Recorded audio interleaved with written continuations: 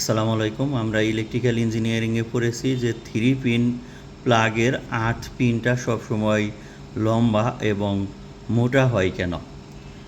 এই ধরনের 3 pin plug সাধারণত ইলেকট্রিক্যাল হাই অ্যাপ্লায়েন্স, মানে যে অ্যাপ্লায়েন্সগুলো হাই পাওয়ার কনজাম্পশন করে, যেমন এয়ার কন্ডিশন, তারপরে আপনার rice cooker, induction cooker, oven, washing machine, geyser, এইসব ইনস্ট্রুমেন্টে ইউজ করা হয়ে থাকে।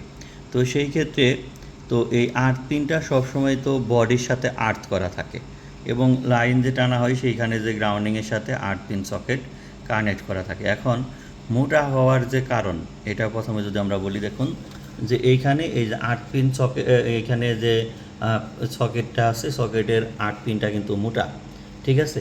তো এটা চাইলেও কিন্তু এই যে লাইনের যে ইয়ে আছে, ছিদ্র আছে, এটাতে ঢোকানো যাবে না। তার মধ্যে যদি ভুলে যদি লাইনের একই সমান হয়তো, ভুলে লাইনের মধ্যে ঢুকলে কিন্তু এই ধরেন যে এই এয়ার কন্ডিশন বা ইনস্ট্রুমেন্টের সারা গায়ে বডিতে কারেন্ট হয়ে যেতে, এতে একটা মারাত্মক দুর্ঘটনা ঘটতে পারে, এক নাম্বার। আর হলো যেমন লম্বা হওয়ার কারণ কি, লম্বা হলো যখন এগুলো হাই পাওয়ার কনজাম্পশন করে তখন এর মধ্যে কিছু পরিমাণ চার্জিং কারেন্ট অনেক সময় থাকে। তো এই যে দেখুন যে যখন সকেটের মধ্যে আগে ঢুকানো হচ্ছে তখন কিন্তু আর্থ পিনটা আগে ঢুকে যাচ্ছে, ঠিক আছে। তো ঢুকে যাওয়ার কারণে কি, যেটা আগে ঢুকতেছে চার্জিং কারেন্ট থাকলে সেটা গ্রাউন্ডে চলে যাবে, এক নাম্বার।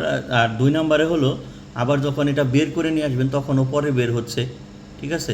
তো তার মানে চার্জিং কারেন্ট যদি এর মধ্যে থাকে জমা, সেটাও থেকে যাবে, মানে গ্রাউন্ডেই চলে যাবে পরে বের হওয়ার কারণে।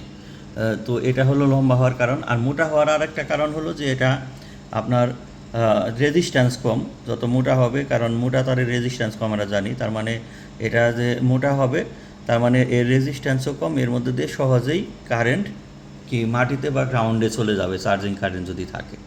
এই হলো মূল কারণ, যেটা লম্বা এবং মোটা হওয়ার। তারপর আরেকটা কারণ আছে, দেখুন যে এইখানে সেফটি থাকে, এই যে ঢাকনা থাকে।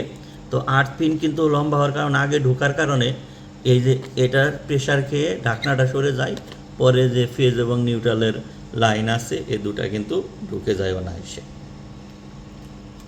আশা করি বিষয়টি বুঝতে পারলেন, বাস্তবে দেখানোর চেষ্টা করলাম। আল্লাহ হাফিজ।